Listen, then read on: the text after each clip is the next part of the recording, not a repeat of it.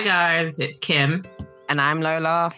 And welcome to Turn the Page, where we're now doing the B-side of the recording. So what we're doing today, we're going to be going through the second part of the plot points. We're also going to be going through longer receipts or reviews that we found. And then we're going to go to our last thoughts about the book. And then we've got a little fun bit at the end, a pick and mix. So every time we record, we will bring up something random that we want to discuss and we'll have a little conversation about it. Okay. One thing I wanted to highlight is that we've been getting some feedback about our first episode. Thank you guys so much for listening. And we've been told that we sound exactly the same, which is hilarious. So it's up to you guys to figure out who's who. We've actually been getting that since we were younger, to be honest. It's true. Actually nice to hear even our parents, ourselves. Isn't it? Yeah. This is the first time we've been able to hear it. So yeah, make sure you've checked out the first episode. Otherwise, Plot Points Part B won't make much sense, or it might not. It's true. And stick around for the outro, as you will actually hear. So remember, this is based on some of the voice notes that we will send to each other back and forth about the books. So you actually hear the real voice notes from this book that we sent to each other whilst we were reading. So that would be part of the outro. Plot points continued. Where we left off was we had the bombing of the moon tower. Mish was hurt. Araya had to give her blood to stop Mish from having to do the next trial. Rain got dragged away to get tortured. The other thing is that Araya actually does run up on Vincent, like who's currently in battle mode, to basically say, you know, what are you doing? You're taking my teammate, because they actually paired up because they know that at some point they were going to have to become teammates. So she was saying to Vincent, like, what are you doing? Blah, blah, blah. And then Vincent basically shows her, like, look, I'm a vampire and I'm king. Like, I know I act as your dad, but there's some stuff I have to do as king. She starts to get leery with him, and then he kind of loses his shit. And like, I think he grips up her arm or something. And I think this is the first time he's ever done something like this to her. So she was shocked. He was shocked. And you had this whole like dad moment where, you know, like when your dad slapped you for the first time and he's like, oh, I can't believe I did that. Oh my gosh. And like, you're just, I can't believe you did that, Dad. That's the situation we had. So she bops off and she heads back. And that's when she comes back and Rain is there. She treats Rain. But you see they're getting a bit closer together. Is this when... See, this is why I said it was manipulative, because she got closer by pulling away from him. Yeah. It's not like we can't do both. Yeah, you're right. So this is all happening. Rain is healing up. And I think this is when they have a celebration dinner. No, it doesn't matter. So we get to the next trial.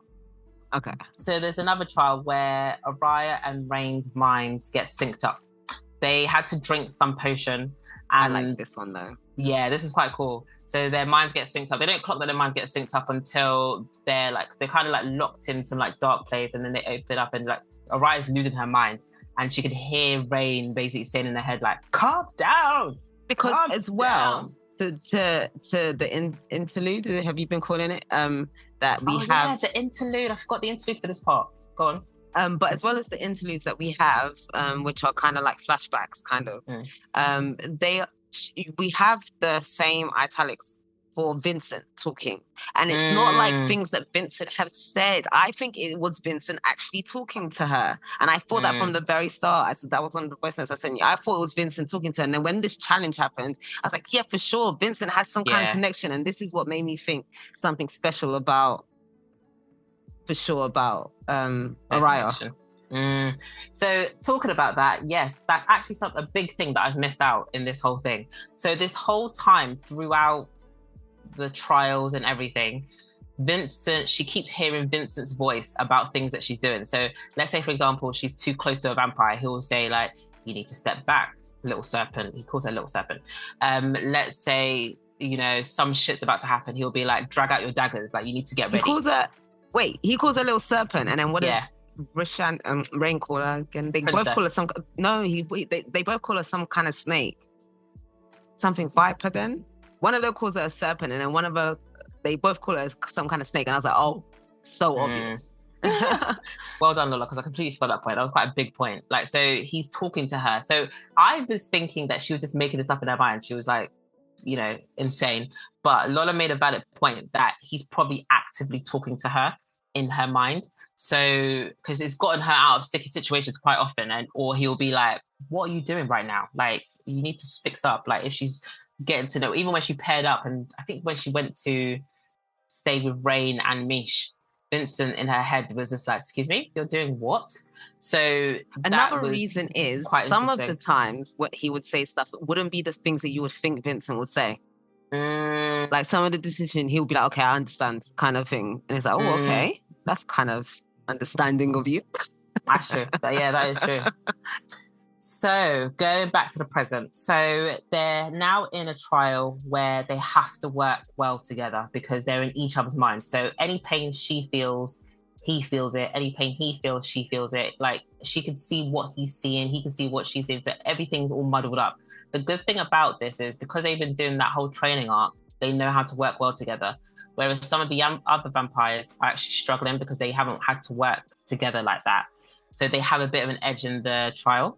So they get in there, they're fighting, they're doing well, they're doing their bits, everything's going well. And then Angelica, who is the main antagonist, she's fighting alongside somebody called Ivan. They're fighting, and then I think this is when Angelica is attacking Rain. She's attacking Rain, and Ivan comes for Araya. And then for some reason, Araya does this mad power surge because she's like, I ain't gonna die today. And she has this mad power surge, and everybody, it kind of just goes quiet. She kills poor Ivan, but everybody goes quiet and they look at her like, she says that she looks up into the crowd because Vincent has been at every trial. She looks up into the crowd and sees Vincent, who is down on his, I think, was he down on his knees or was it Rain? Somebody was on his knees. I think it's probably Rain. And he was like holding his chest. He's gripping his chest and looking at her in shock. Rain is down on his knees, looking up at her like she's a goddess. It's like, oh, something's weird about Araya. What's going on with our dear Araya? She's supposed to be human. Then we have the finalists of the Kajari. So they have this celebration dinner, and this is where we meet Septimus again, our dear good old cigarillo man. And you see that there's this weird, awkward tension between Septimus and Rain. And if you don't peep it, you won't know. You kind of have to pay attention. There's something weird going on. And you're just like, I think this is when we started clocking on that we didn't like Rain that much. So this happened, and it is a party with vampires. So obviously it's always awkward at these parties for our dear Araya. So Rain's just like, look, let's go back to the pub. Let's go back to this human pub. Let's drink some of this piss beer drinks and let's have a good time. They go back to this pub. They have the sexual tension. And she's all charged for some weird reason. I can't remember what the reason was that she was charged. Maybe because of her power. I don't know. And she basically tries to have sex with him in the alley. He's just like, no, don't do that, please. Don't try to have sex with me in the alley. Let's go back. So they go back to the apartment. They're living together. They're fine. They're getting on really well. And we find out that Rain is supposedly this really good cook. We find out a bit more information about him and the fact that he got turned. There's also tension. That was actually why she was so horny. Because remember, after the half moon trial, because it's all phases of the moon, and after the half moon trial, remember, you are expected to kill your partner. So they were just all on tender hooks, like, oh, who's going to kill who first? Yeah, you're right. Even his bedroom door open. Is it for fun or is it for... Yeah, it's true. He's trying to kill it as, oh, come kill me. But he was probably saying, come here. And I think even Vincent in her mind was just like, this is a perfect opportunity. Yeah, go. Do it. Go kill it. Rain starts cooking and he's cooking Misha's favourite meal. And this is the first time we see them go to see Misha. This flies with another her. Sign about Rain as well. Because he could cook. Yeah, it's true. It's just like, it was a big thing to let us know that he can cook. They go to meet his friends called Kairos and Katura. They are very hostile to Araya. And this is because they are Rishan and she is Hyaj, and also she's a human, and they are vampires. So they're there, they have a good time with Mish, and then they have to fly back because the Moon Palace is, they have to get back before dawn. So they get back, and then the Moon Palace gets locked down. So the essence of this trial is that they're starving the vampires. What Rain and Mish were doing before was getting like a stockpile of blood, so they had it in their room just in case. But that has been depleting. And obviously, Araya's a human, so she was just like, look, I'm good. I've got food in the fridge. I'm okay. But Rain is struggling. In the beginning, they're doing well. They're still training as normal. He's acting as normal. And then she starts to clock something's not right. He's not doing too good. And she's just like, nah. Remember, I'm prey, you're predator. You need to leave. So he has to leave. He was a bit like, are you sure? Like, I'm not going to hurt you. I'm not going to hurt you. And she's like, yes, you are going to hurt me. And I was very proud of her because I was a bit worried that she was going to be like, no, you're not going to hurt me. I know you won't. But she was actually like, no, you won't. Yeah. She's like, you will hurt me. You're hungry. She's like, go to the other room. So that's when they separate. She was a bit sad about leaving them to separate, but she had to make some, she had to be clear that she's a human. The next time they see each other, it's at the next trial. So bearing in mind, they are starving vampires. They're just let out into this, I think it's like a forest or something. She clocks that there's deer running around and you've got vampires attacking the deer because they want to suck the blood of the deer. Then she sees one vampire that does do this. He collapses and she's like, oh shit, the deers are poisoned. And obviously the vampires are starved. You've got blood running around there. This was familiar to her. How do you say that? What do you mean? Remember, because she thought she was dreaming and it was a dream from her childhood. So this was the same attack that was done to the civilian. Oh, it's because that's where it was. Oh, I've just spoiled it. No, yeah, remember, because where it was. Yeah, because she thought, oh, this is familiar. Yeah. Yeah, Saturday.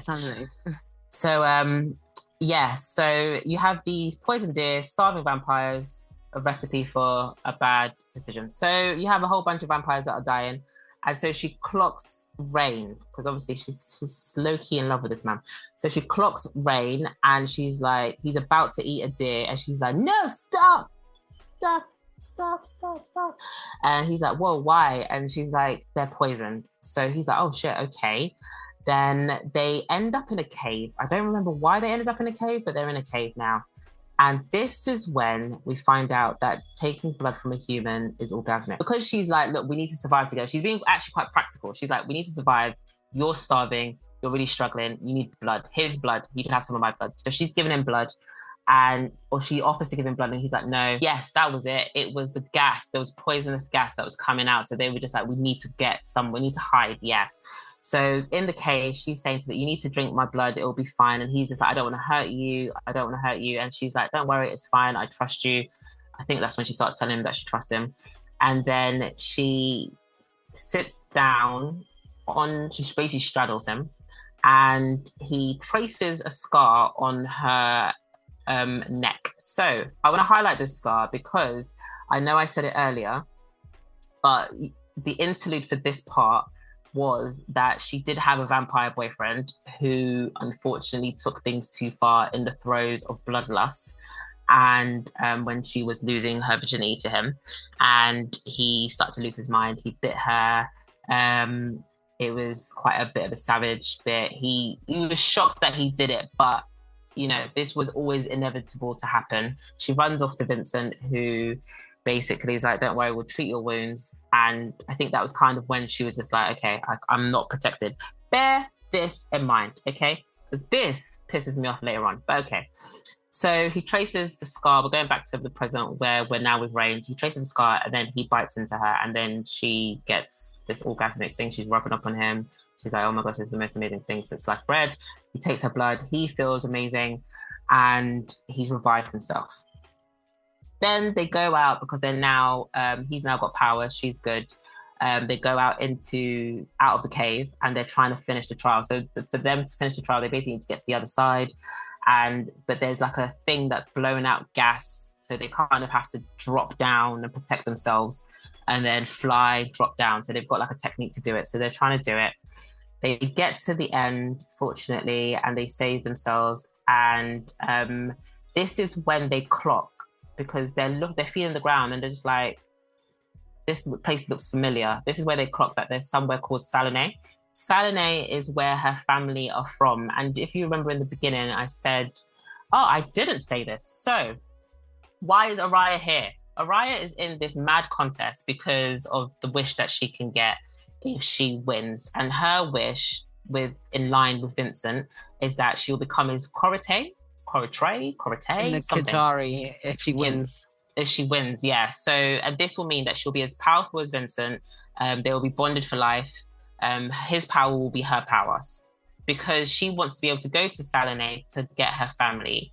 He can't go in there because that's Rishan territory. So he's basically like, I can't go in there, but if you're powerful, you can go there yourself. Because it'll be seen as acts of aggression. Exactly. So that's the main reason why she's actually doing this whole thing in the first place. So coming back to this, bearing in mind, she's now in this trial and she clocks that they're in Salome. So whenever they do a trial, they get teleported to places. They clock that they're in Salome and it's decimated. It would be decimated because the Hyaj people believe that the Rishan have attacked them. So they're basically now at war. But for Araya, she feels that Vincent has betrayed her because it's like, my family are supposed to be here. You've destroyed my family. Rain's pissed off because he's like, you've destroyed a whole bunch of innocent Rishan people. I was about to send Mish to stay here. So he's vexed. So they're both vexed together. But this draws them closer together, obviously, because you can't have her liking two people for some weird reason. The people that survive this are Ibrahim, good old Ibrahim. He survives, guys. Angelica, Araya, and Rain, they survive. So they're the 4 survivors. And then we are told, because of this war, or the impending war, that they're going to push up the next trial. Usually there's breaks between the trials. They're just like, nah, we ain't got time. Next trial's coming up next. So part 6, the interlude of this bit is where Araya is told by Vincent that she needs to kill her ex for what he did to her. She does do it. And you kind of, I guess this kind of steers her on a direction of how to kill vampires. Into the main book. This is when Rain finds out. I can't remember how he finds out, but he actually finds out that Araya is going to become Vincent's corridor. And he's like, you're going to do what? Like, don't stoop yourself that low. Like, why would Vincent do that to you? Why is Vincent so afraid of you? All of this other stuff. So there's this big thing that they're doing where Rain pushes her further and further away from Vincent and puts all these doubts in her mind. Then Araya goes in serial killer mode again. She loses her mind. Rain stops her. And this is, I fully took this out of context. This is when she tries to have sex with him in the street, because remember, she's all high off of the orgasm that she had before. She's high off of emotion. She's upset. She's pissed off with Vincent. She tries to have sex with him in the street. He's like, no, we can't do that, my little princess. He flies her back to the apartment and they get it on a popping. Because also, you need to bear in mind, there's only going to be one person standing. So they're kind of just like, let's live this night like it's our last. So they have an amazing time together. We get more history from Rain about him turning, where he was staying, that he had this other woman that he loved or liked or something. We hear a bit more about that. Then we have the final trial, which is basically fighting corpses of the gods. These corpses are basically of vampires that have been in the trials. You just missed out a big thing about him as well. What did I miss out? That he was essayed. Yes, he was by the king. Yeah. So yeah, that was another thing. That was who was the husband of the woman he used to love. Yeah, Nessanine or whatever her name was. Nessanine. Yeah. Because I feel like I just zoomed past that way because I was like, "Wow, we're really saying this." So yeah, you're right. He was essayed by. Because because you're reading the Kindle, I was looking for this because there's a whole warning in the beginning of the book in the physical copy. So I was like, okay, what's the issue? And there's nothing radical. This is a very slow book. And then it got to that. I was like, oh, okay. And then obviously what happened with Araya and her first boyfriend. Yeah, that's what I thought it was referencing to. So yeah, you're right. He did get essayed by the person that turned him, who turns out to be the king of the Rishans, which we find out in the end that it was actually the king of the Rishans. She finds that out. They're more kindred. She basically falls in love with him at this point. You had the final trial. They're fighting corpses of God. So these corpses have different powers. Obviously, Araya's always on job. She's got this down pat. Then she sees Ibrahim, who basically has survived as much as he can do. But at this point, the poor guy, like, he needs to die. So she kills him. She does kill him. She also ends up killing Angelica. She's just out here just killing everybody. She kills Angelica, who says to her, "Good luck." And then you get to the point where it's Araya and Rain, they have to fight. And this is when it's pissed me off because they're both fighting, but obviously they don't really want to hurt each other. And then she says to him, you need to fight me harder. And he's just like, okay. Supposedly, that's the way she describes it. He just turns it up a notch and he starts fighting her. And they get into it. And then something happens because Vincent uses his power to help Araya.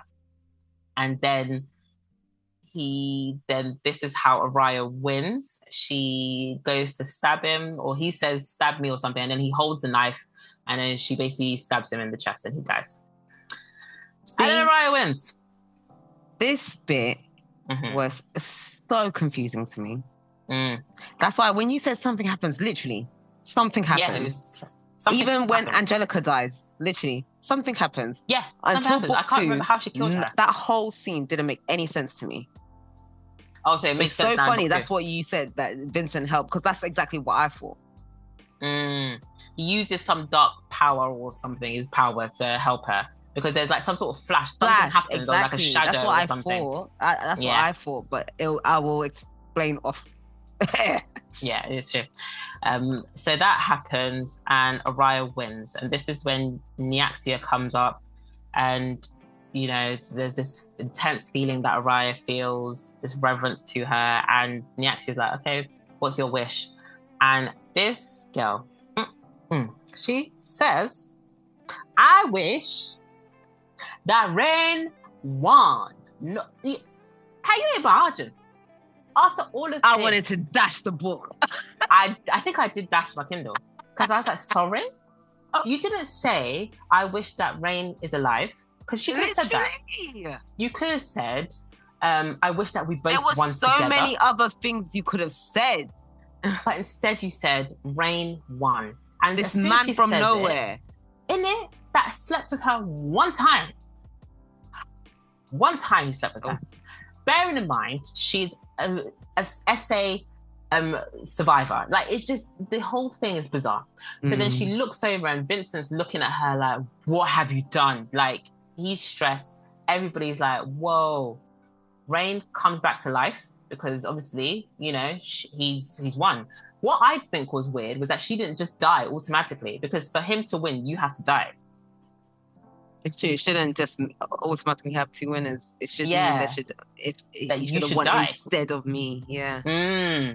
So he comes back to life, and Nyaxia is just like, okay, that's what you want. And I think she even says to her, like, you shouldn't trust men, or some bar like that. So I was like, is she good or bad? Because she was just enjoying all of this. She was just loving all of this. She was just like, this is entertainment. So she says to Araya, like, you shouldn't trust men or something, or like the people that love you or the ones that will hurt you. I have some a very bar big... like that. Yes, I'll type it. Okay. And then she turns to Rain and she says to him, like, okay, so what's your wish? My guy says, my wish is to be the king of the Rishans. To get his... No, he says, my wish is to get the air mark restored. Because there's something called an air mark that Vincent has this red tattoo all on his chest, and he's got red tips on his wings. And you're supposed to have one for the Rishans. But Vincent killed all of them, as well as he killed his own whole family. You actually missed out. He killed his whole family. So he asked for the air mark to be restored for the Rishans. And so he gets the air mark. And then, knowing, and then remember, she had seen some cut marks on his back, and she was wondering what that was. It turns out it was the air mark. So we have that. So he knew that Araya's basically there. Make me king. Yeah, exactly. I'm the king. Araya's there the whole time with her mouth agape, just like, I can't believe it. And then Rain just bops up and kills Vincent in front of her. And that's when I was just like, Lord, wow. Araya, you see what you've done? You see what you've done. And then I think Vincent said something. I was so upset by this point. I can't, you know, I just zoomed past. He said, I should have told you, blah, blah, blah. I love you. He did say some few things. He said, I should, because to be honest, he should have told her. Because when Rain killed Vincent, he said, don't you remember me? And I can't remember if this is in book 1 or book 2, so I won't say anything, but he said, don't you remember me? So Rain says that to Vincent. Yeah, so Vincent technically should have told Thingy. Yeah, it's true, because he knew that Rain was he knew Rain was there. Like, you're even torturing Rain. At some point, you should have probably said to her, like, there's something you need to know. But yeah, so that happens. Obviously, Vince has now died, and it's all like kicking off. And then I think he does allude to the next twist as well in his dying speech. Oh, does he? Then, yes, because he says that because he kept saying to her, every time she compared herself to humans, or like, you know, a war, when he destroyed Salome, she's like, that could have been me. He's like, it could have never been you. He keeps saying that to her. And it's because when Vincent now dies, she's kind of like guarding him like a mama bear over her cubs. And then she gets an heir's mark. And everybody's like, shit. So obviously the Rishan people are just like, we want to kill her because we can't have another heir. How is she supposed to have one if she's a human? She's not supposed to be related to... Exactly. So like everybody's putting 2 and 2 together, and they clock that she must be his daughter by blood. Which makes sense, because when Rain took her flying for the first time, he was like, oh, that's a strange reaction, because she wasn't scared. She loved it. Yeah, you're right. Oh, well, look at you remembering shit. That was the first time that I was like, okay, something's weird. When he was like, oh, that's strange. I was like, oh, why is that strange? And because she kept saying it so much. Oh my God, I'm not human. I'm not human. I said, girl, you're human. Or something. But then I actually thought she was something else. So I didn't think, okay, you're something else, but you're human. You're trying too much. You know, like, oh, I'm so different. I'm not this. I'm like this. I'm not this. I'm that. So I thought she was giving a bit of that. Gosh, I didn't. Wow, well done, you, boy. So yeah, so obviously this air marks now puts a target on her back, or a target on her neck, literally, and everybody's ready to come for her. So this is when Rain says some next bar about, wouldn't it be amazing if I married her and raped her and all this other, like, and she's just like, no, you're not gonna marry me and do this stuff. And he basically whispers to her like, this is the only way I can protect you. So so she's basically forced to marry Rain, and that is how the book ends.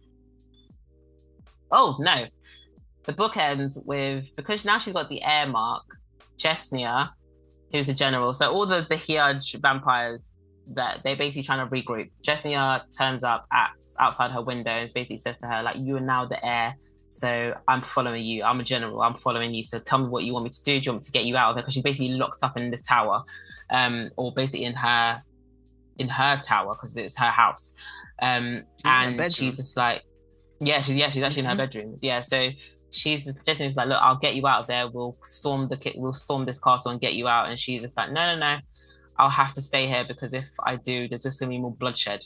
And then Jesse's like, call me when you need me.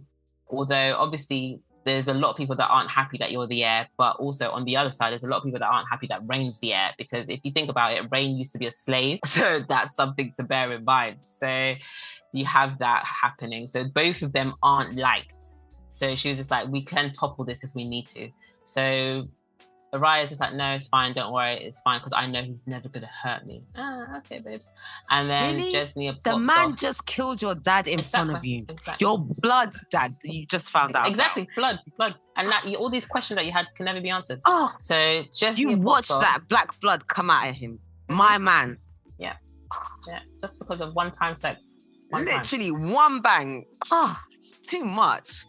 So that's when he comes in with a priest and basically forces her to marry. And even this, I didn't see how she was backed into a corner. Run, girl. That's you what just found out you've got superpowers. Run. You got. It's run. true. She never Use tried your to run. she never, like, when she always put herself in a corner. I never felt she was backed in a corner. You're right, because that's quite jarring about her powers. She never trained them enough to be able to call on them at will. Like, is it her fault? Oh, interesting, because Lola's read the second book. So guys, that is the summary of the book. I know I've talked at you. Lola's gonna edit this shit down. Read receipts. Okay, so how do you want to start off? Good or bad news first? I guess we should do the bad and then go into the good. So we've got, this was 1 star. And it says, the heroine is insufferable. I am so tired of feisty, sassy heroines who are just completely bitchy and intolerable 24/7 for no reason. I didn't really agree with that, but okay. Oh.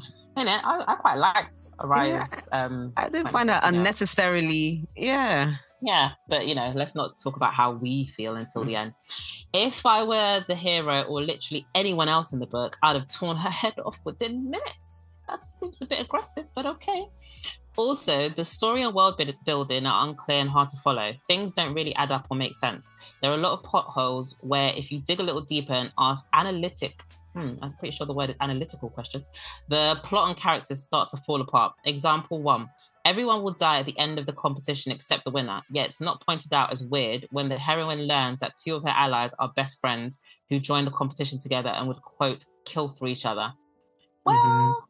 Yeah, I get it. That's a good point. Example 2, the contestants are housed in a palace for 4 months when they're not competing in the 4 trials. Well, the first day they get put into the palace, basically turned into a free-for-all, where all the contestants start killing each other to reduce their competition and increase their odds of winning. But even though this is allowed throughout the whole competition, the palace killing only happens on the first night. I thought this as well. Same, it kind of just went quiet. It didn't really make sense why the contestants didn't just try to kill each other at all times, even walking to the trials in the hallways and stuff. Fair? She gave a loophole for herself with that, though, because it wasn't explicit, so people weren't sure. Yeah, you're right. But then Rain did test it. Well, you tested that you wouldn't die. But yes, you still true, don't but know. You don't know if you get there. That's true. Example 3, contestants are allowed to leave the palace during certain hours every day. During this time, the heroine will meet her father, a vampire king, who gives her super overpowered fancy poisonous weapons, as well as healing potions. This bit did bother me. I don't know why this isn't considered cheating. The poison in her weapons was brought up multiple times throughout as having saved her life. Why didn't other contestants poison their weapons? Example 4, magic is confusing and doesn't really make sense. Many of the vampires have really powerful magic. That's not described very well, by the way, as well as super strength, senses, speed, etc. Yet the heroine somehow wins all these fights or gets saved at the last minute, like 20 times. The list goes on, and I only read to 35%, so they didn't even read the whole book. My review would add on to, would explain her last point, her last point. Yeah. Okay. Time also passed touch on it. Yeah, that's a good point. Time also passed very quickly and left me feeling like I missed a lot. For example, immediately after the heroine allies with the hero and literally moves into his suite in the palace, 3 weeks of relationship development are skipped over. Yeah, all they're doing is a training arc. The author tells us afterwards that the hero and heroine trained together for several hours each day, but it just felt way too early to be skipping time like that. I feel like the early stages of the heroes and heroines dynamic is so important, full stop. I didn't get the comments from that because I basically screenshotted this and that filled up the whole page. I'm not gonna lie. I don't disagree strongly with anything that was said. Oh, interesting. Okay, so that was interesting. I shall now do the flip side of that and read you some of the ones I found. Of the highest rating one, this one's by Ikra. Both of these were found on Goodreads too. She rated it 5-star, and it's going to be a long one, so bear with me. Cool. You've all probably seen the same kind of selling points with this book, but no. What got me to start, sorry, because I've edited this as well, because it was very long, but it's funny. No, what got me to start was the fact that there was one adorable, grumpy, and stubborn as F single daddy. No, Vincent! That's what got me. Oh, baby daddy. Who is not the main male character, though. That does not coddle his daughter, but prepares her for the worst at all times. Thank you. Exactly, which is what you got me into reading. I don't know what I'm trying to say, but you know what I'm trying to say. Along the way, obviously, my love for the main characters grew, but damn, Vincent, you will always be my famous. You will always be famous. Sorry. For whoever still wants my take on this book, this is how I would convince you. Vampires with wings and powers, reverse grumpy cross X sunshine, human female character that can female main character that can hold her own with vampires. Hunger Games meets Akatar.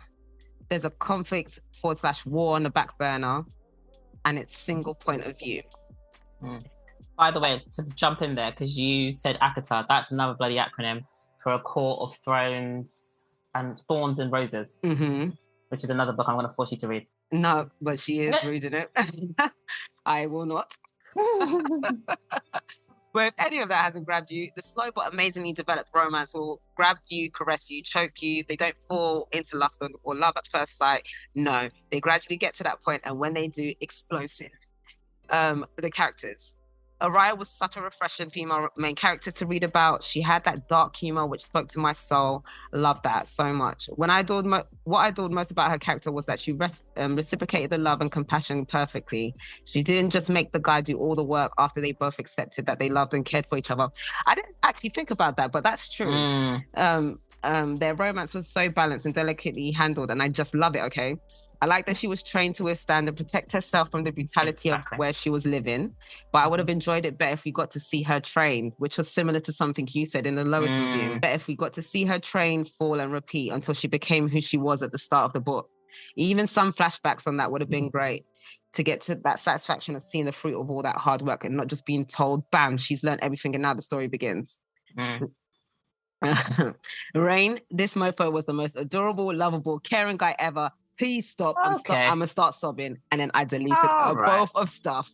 But the only bit I've kept is, there she is. She absolutely loved it. And the only reason why I kept it is because she used the Lola Bunny gif. But she said, live footage of me every time he said this. And it's her gushing, basically. I hated that, personally. But yeah. His friendship with Mish was the most wholesome thing it was. I quite like that. He got brownie points for that. I don't care. And I really felt like his hair color would be a problem for me, but it wasn't. She went into quite a bit about the hair color, which I redacted. I eventually accepted it was dark red, almost black. Not gonna lie, the almost black hair part did sweeten the deal for me though. And I'm happier for it. Vincent. Lola, explain that bit, because we were talking about this earlier. Explain what she means about that. I don't know, because basically in the book, his hair was ambiguous. And it was supposed to be red, which wasn't my cup of tea. But then we were told it was black. So, almost black. So I think if it's black, I think the fandom will love that. But I guess the red part, they're not feeling it too much, which I did agree with, to be honest, personally. I thought that was a bit peculiar when it was red. I was like, okay, that wouldn't be the choice for me, but hey. Vincent, my one true love. Every time he opens his mouth, I am there. My eyes will savor every letter twice over. I still don't accept the ending, and I don't believe he did what he was accused of doing, because I'm an advocate for innocent until proven guilty. Like, what are you talking about? Okay, baby girl. Okay. Okay, I love Vincent, but this went a bit, over my head. No, but seriously, this guy actually wanted Araya to win and succeed in life. He loved her so effing much, damn it. And those last quotes were everything to me. It had me sobbing at 2 a.m. I'm not gonna lie, there was a little bit of tears in my eyes. Gosh. Watching him nurture her, care for her, support her, protect her. Those all-encompassing hugs. What? When she was small, just hit different. Okay, I was gonna say. Yeah. Yeah, hugging her when she's older, bro. He can do no wrong in my eyes, clearly.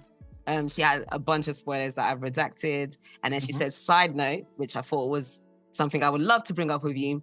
Their size difference being mentioned quite a bit would annoy some people, but I honestly found it adorable. What did you think about the size difference? I think we only needed to hear it a couple of times, and that should have been it. Yes. To be fair. I didn't mind, but it made her sound like a toddler at points. So I was like, okay. Yeah, because I love the little and large, but then I couldn't fathom how, because she kept going on about it. I was like, okay, so is he supposed to be a giant? What is it? Yeah.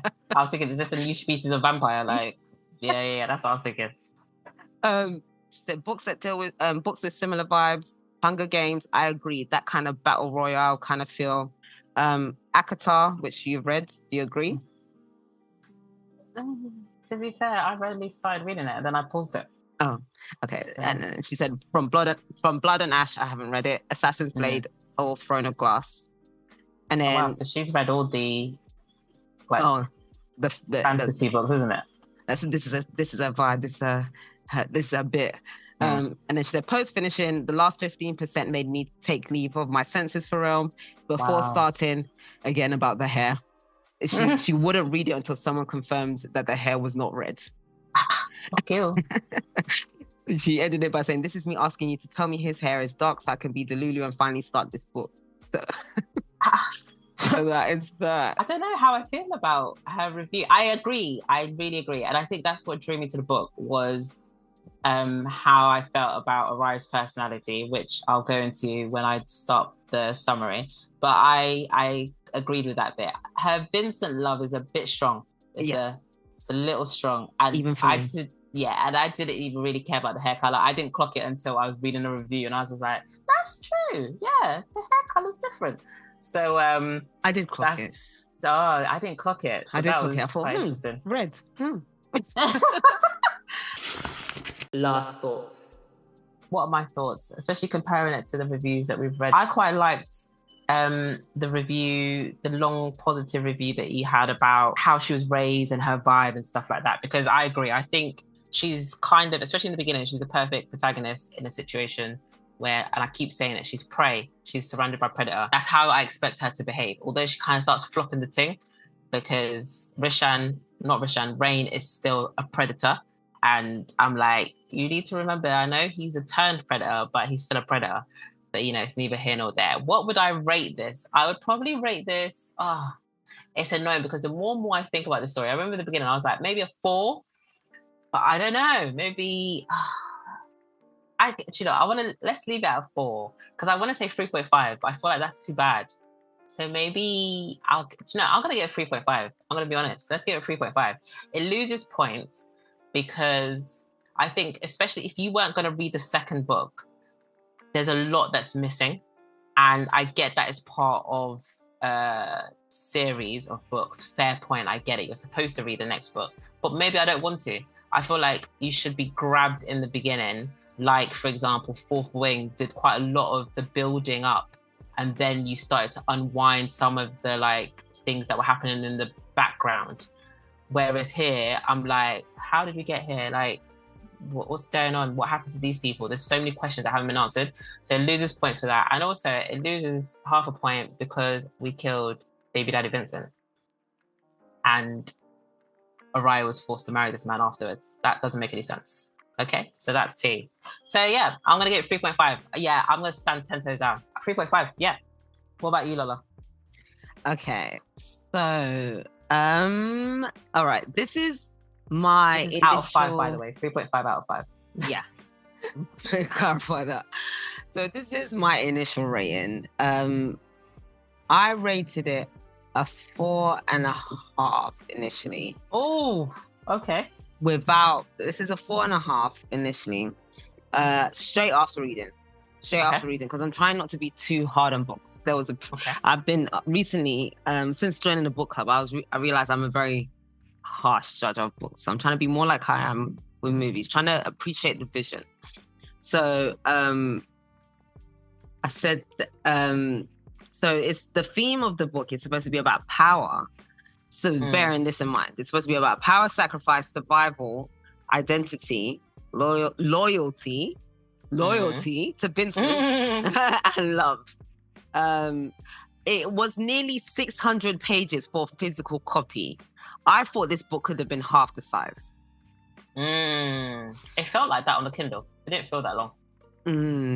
It felt like, so this is why I can see why a lot of people were bothered about the pace, especially in hindsight. After reading the second book, after doing all of the research for this podcast, it would be about a 3, if that. You're right. Because, initially, this is my initial thoughts.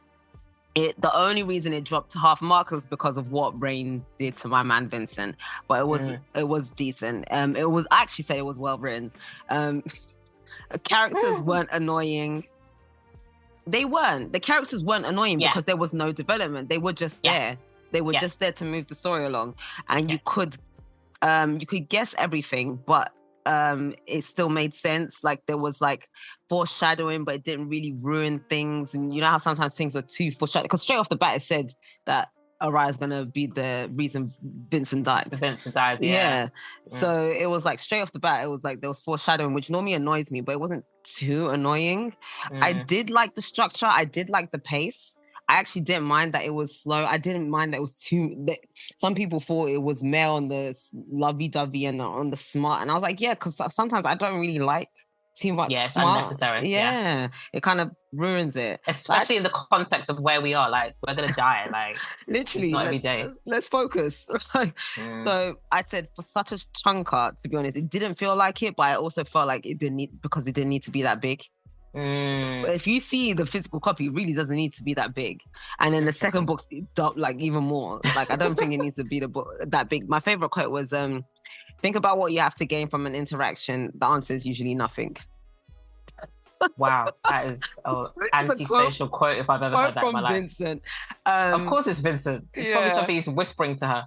So that was my thought straight after. But obviously going through it for the purpose of this exercise, I thought that the warning at the start and the beginning basically set up 90% of the book. Mm-hmm. You basically knew the story from the beginning. The map being included in the book made me know, okay, we're going to have some serious world building going on. But then the map wasn't normally the map would tell you, like I said, that was what I was looking for when I saw the second book as well. But I just didn't really get the world building part of the book wasn't really done well, in my opinion. Like you said, comparing it to Fourth Wing, initially I did like that she just went straight to it, but she didn't. Now reading the second book especially, I just don't really appreciate the world building in the first book. I felt like she cut a lot of corners. I love the prologues, you were calling them interludes. I actually really loved them, obviously, because they were just basically Vincent's point of view. True. Yeah, you're right. It's because it's Vincent. Even though they were supposed to be written in third person. Yeah, it's because it's Vincent. But that's why I love them. Basically, I realized that in hindsight as well. And then, okay, so this is what I was trying to not get to until this part. So the setup of her style is, I'm going to highlight something. I'm going to get back to it. We're going to have some more detail on it. And then the plot twist is going to be like, what that bit all them pages ago was really about. And it's like, repetitive. It's kind of like how you learn maths or science in school. You just find out, this is what a cell looks like, and then they show you a more detailed picture of a cell when you get to key stage 2, and then and it's like, okay, it's like, okay, so the whole of the first book could have been half the size and had the second book in it, because the first book is now like a prelude, and then the second book is actually the story. Like, it's, I don't know, there's a lot of things that don't make sense. It was so funny hearing you tell that story, because that's why I was making a lot of faces, because it's like, you think that? Oh yeah, because you haven't read the second book. Yeah. It's so funny because she's intentionally causing confusion, but it's not coming off well.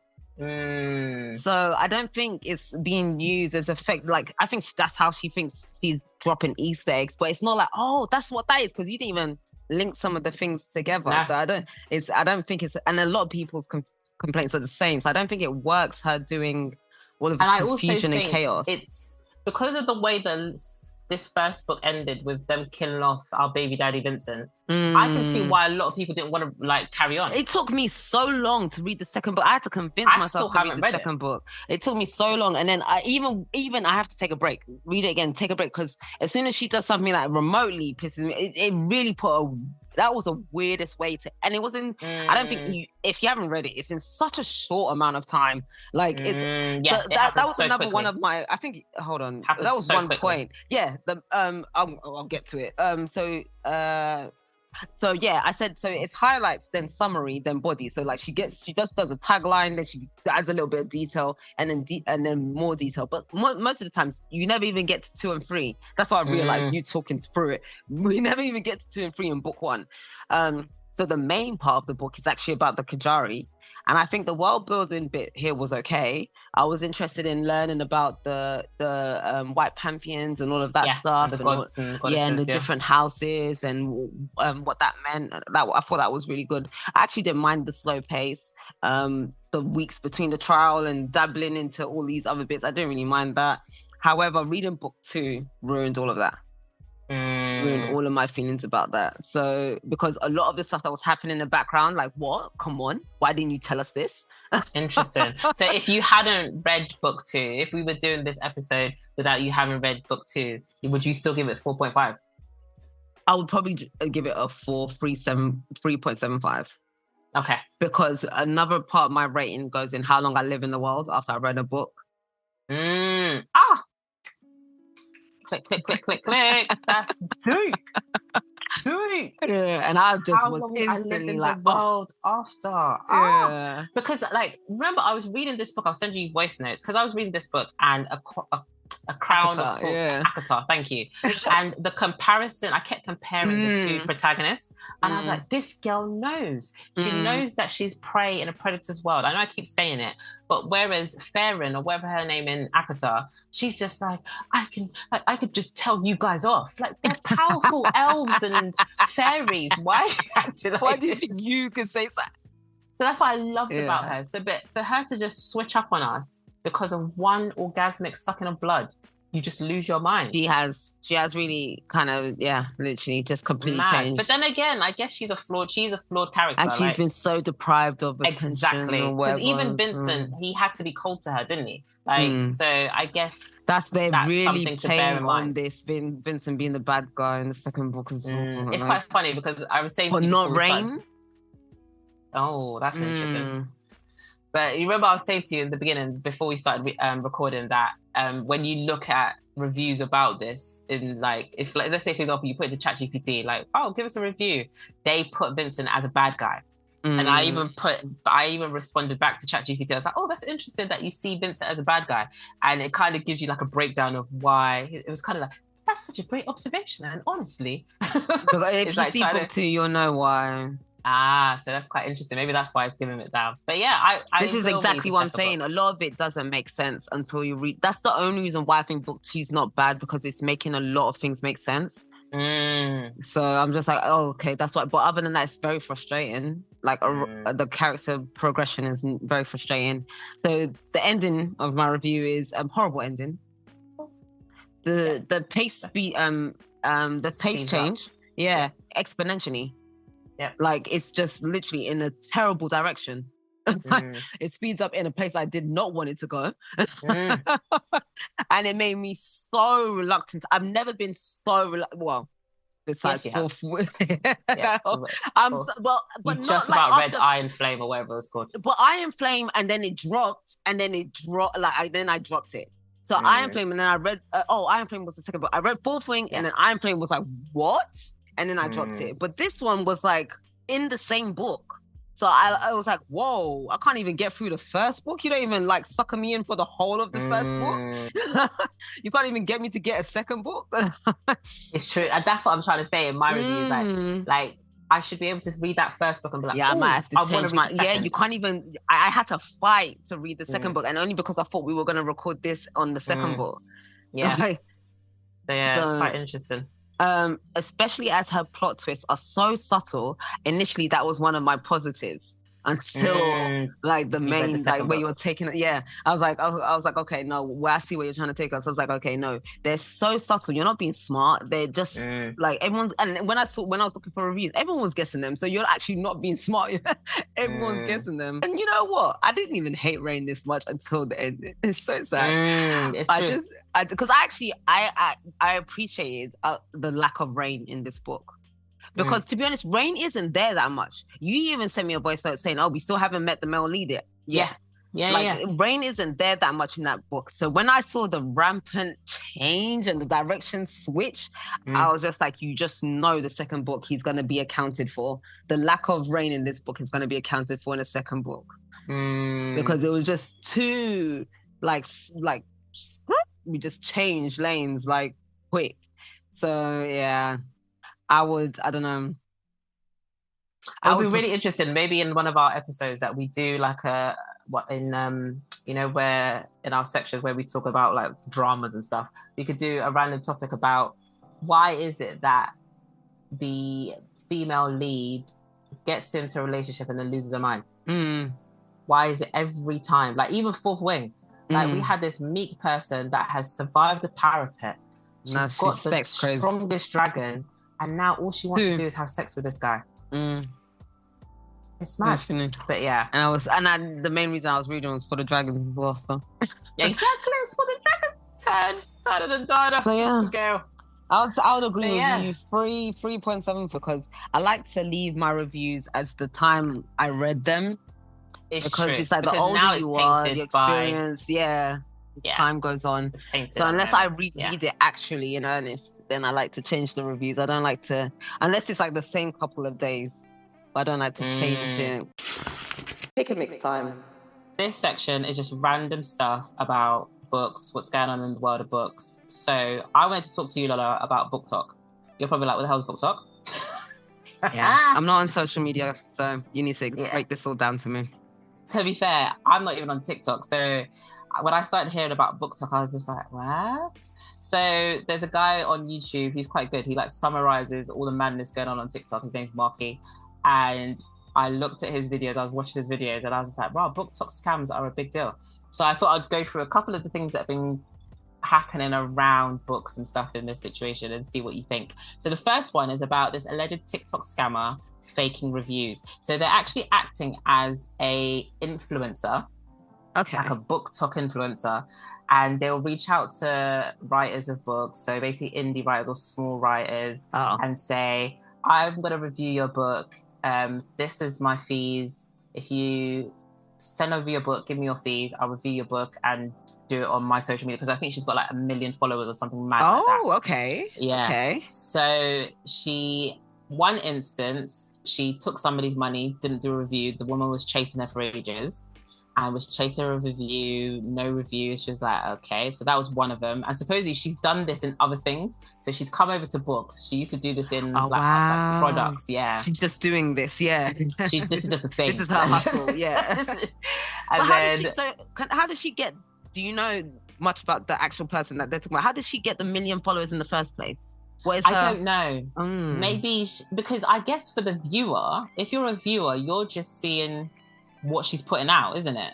So I think if you're not savvy enough, you're probably like, oh, like she's just done a review of a book that I'm about to read. Okay, let's go with it. But she's not doing the reviews. But she's not, well, this is another thing. So some of them she didn't do reviews. Yeah. And then some others, she would do a review. And so this other author said that her review was basically nonsense. She basically read the blurb and read the prologue. Oh, so okay. So yeah, it is. So if you're not savvy, you're probably just like, oh yeah, that book sounds nice, let's read it. So she would do that. So it wasn't even a good review. And then the funniest thing about that story is when this woman, because this kind of thing just blew up, and she had hired her to do a review maybe years ago. And so she was just like, oh, like I went back to her page just to see if the review was still there. She deletes reviews once she's done them. So it's not still on her page. You don't get that one. Yeah, you don't get consistent support to your book. Well, it's in the fine print. You didn't need it. It's in her hustle's fine print. Man. So all of this while was going on, and she basically came out and was just like, oh, like I've been sick and, you know, I've got a lot going on. And you know, you're just like, sorry? Yeah. I paid you though. Yeah, so it's a business. It's a transaction. Yeah. This is what I paid. Give me my money back or give me my service. Exactly. So that's that one. The other stuff that's going on, and I you know, this is, you know, it's 2025. This is something that I expected to start happening. Is there's a company using AI for publishing. Where? Yeah, for publishing, proofreading. Okay. So, no, I don't like that. Exactly. That's basically what everybody says. Like, I don't like that. And guess what they're charging? Oh gosh, $5,000 per book. So anything can get printed now, isn't it? Yeah. And they're basically, what they want to do is they want to mass produce and publish books. And this was the problem with the printing press being conceived in the first place. This was the argument that we wouldn't have control of. Remember, books were a really serious thing in the inception, only like things that needed to be mass produced because you didn't have a printing press. So it wasn't, it was, books were expensive. So I don't know, we're literally getting so far from that now. We're literally at the opposite end where, yes, just anybody can, well, I guess. And to be fair, I mean, it's also a good thing. It's probably good because there's no gatekeepers. Yeah, but then if there's no gatekeepers, you're going to get slop coming out. Mm-hmm. And oversaturation, like music. Exactly. The music, yeah. So now we're in situations where you can even use AI to write a book. Exactly, and that too. Who's verifying this, and then AI to mass market, and then dump it and push it into the masses. So you don't even Where need is people. the limit? So yeah, I saw that. I was like, oh, I'm not surprised about that. Scary world. And the last one to tell you about is there's a lawsuit going against an author who was using a TikToker's photo on her book. And the question is, why would she, without asking, why would you do that? Like, it would be easy to fix. The problem is the picture. And the sad thing is that some people actually started reading the book because of the that's what I'm saying, the front cover. Because it's a known person. It's not like you took something off Google. It's a known person. Yeah. But is that the author's fault? Because she might not have known. Like, no, and she uses a big publisher. She's a big author. She uses a big name publisher who should have done their due diligence. Author would have some say on what the cover of that's what she said look like. This is what the TikToker said, and unfortunately, the response that the author gave to the TikToker wasn't very nice. She was kind of the opinion of like, what do you mean I did this? Why are you bringing this to social media? I would have never done that. Like, where did you get that information from? Of course, it's not me. So, and then that just made the TikToker, the TikToker took that and was like, nah, is she gonna talk to me like that? And yeah, it's caused issue. And because of that, even when the author now has like tried to pull back and apologize, the TikToker is just like, nah, too late. No, sorry, I'm still suing you. I'm taking you to court. I was like, wow. She's like, I want to get my money. She gave you a chance to be nice. You didn't want to. Exactly. So yeah, so that is the drama in the Booktok, I guess, streets. All right, guys, that's it for today. Thank you for listening. Thank you so much. And you know what you need to do. You need to share, subscribe, follow, like, all the good things. And remember, if you're listening to us on Spotify, give us 5 stars and 5 stars only, or else I will cuss you. Thank you so much. And enjoy our voice notes as we zone out. Bye. I get why you're annoyed, because she was... I guess it's human, isn't it? Like, but you know when you're just like, when it happened, I was like, for fuck's sake, for fuck's sake. I really hope in the next book she gets rid of this love for him, because like, you know when, what pisses me off about this situation is like, oh, like, I have this hatred for him, but I also love him at the same time, and I feel sorry for him because I know how he feels. I don't give 2 shits if you're struggling. You should have known this before you decided you wanted to be king of the Rishans. Like, you knew nobody's going to like you, so why are you expecting me to feel sorry for you? I would be that bitter wife the whole time. Like, I get it. You need to get married to him for your safety, but I don't like this whole aspect. I'm hoping that it feels like she's starting to, like, understand. Or is she understand? I don't know. You know, when you're just like... I'm getting some feelings, and I don't like these feelings that I'm feeling. But yeah, I can see why you're pissed off, because I was just like, oh, for fuck's sake, Vince is dead. Like, he's actually dead, and she's actually his... But now we find out that she's actually his child. And you know what, you're just like, I feel like we zoomed past that. Can we go back and discuss that again and be like, okay, so who's your mom? Like, he should have probably told you. Like, I feel like we need a bit more information. Maybe in the next book they will go into a bit more detail about how all of a sudden he became her child. But, you know, who am I? But, yeah. Rain, oh, you pissed me off, little dickhead. Like, I was like, no, Vincent, stay alive. You've got to stay alive. When she did it, she said, I wish Rain won. I was like, are you a dickhead? You nearly died. Like, the struggle you have struggled, the fear you have felt, just evaporated. And also, the sex scene, bearing in mind what she went through last time, I get it, you grow, you move on. I just feel like there should have been a bit more terror. Like, it's basically like she's having sex with a lion, you know? Like, you're prey at every point. There should have been a bit more terror. Like, I didn't mind the sex scene, but there should have been a bit more terror. And for her to, just because you've had sex with him one time and you guys get on, just be like, oh my gosh, now I just feel like I love you forever. No. And I get it, he loves you because he can. Like, he's in a position of power. You, on the other hand, are not in that position of power. So you should be afraid and always be on guard like you were in the beginning, Araya. But yeah. So it was like, but then I thought if I give Fourth Wing 5-star, I can't not give this one because it's more thought out. And it literally was just that bit at the end. And I think I'm hating it because I'm also just scared because Vincent wasn't a main character. I just really liked him. But I'm also scared about what that means for the next book. But I might drop it back down to 4 because it really, really did piss me off. I don't know. Okay, I'll put it down to 4 and then depending on how book 2 is. But I can't let Fourth Wing sit with 5 stars whilst this has 4. That's my problem.